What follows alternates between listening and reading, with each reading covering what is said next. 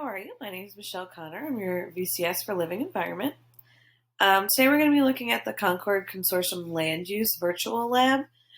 This lab really focuses on looking at data, as well as kind of responding to some questions based on the data. So you'll notice in your lab, if we remember, all these black slides can get deleted. They're just for teacher use and lesson plans.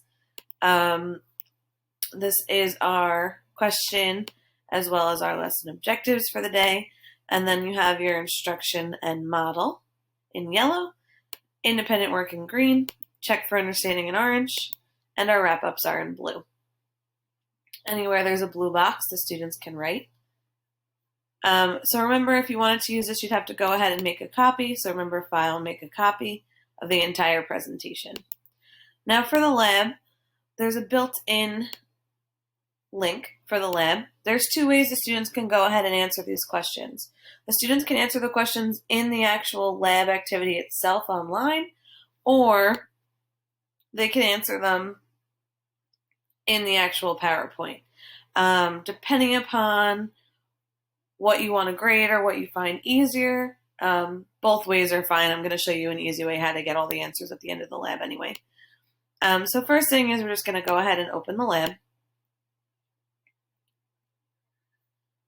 Now this is more of a click-through lab. It's not so much a simulation. Again, it's really looking at data. They said it takes about 45 minutes, which I'd say is pretty accurate, maybe a little bit less, depending upon how fast your students work. The good thing is they can kind of go to any part as they go ahead. And you'll notice it says Welcome Anonymous. This is not an account. You can check in about logging in and saving your work if you have all your kids creating usernames. So what we could do is we do begin activity. And what you'll notice is it's kind of just a read an informational lab. So they're looking at different things. They're looking at, so this one is the different models of global land use and history. So they have some color coding they have to look at. Then they're looking at questions. So they can go ahead and answer these questions.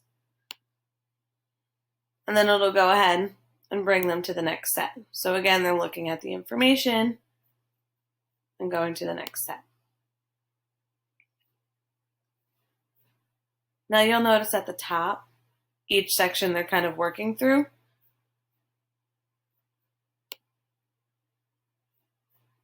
Again, there's some tables and some graphs. And then just so you have the information on how to save it.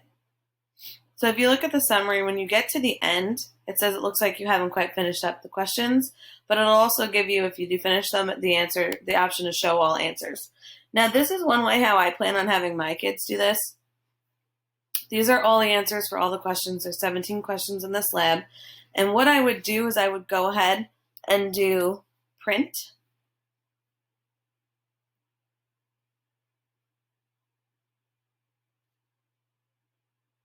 And then instead of printing to a printer, you could print and save as a PDF. And then when you hit save, you could have the students write their names and then their lab. So print to PDF or print and then save as PDF is one of the ways I get a lot of the answers from these labs from my kids. And then they'd go ahead and they would just upload it to Google Classroom or email it over to you. I like to go right through Google Classroom. I find that to be the easiest. So all my kids know how to add an attachment to their lesson.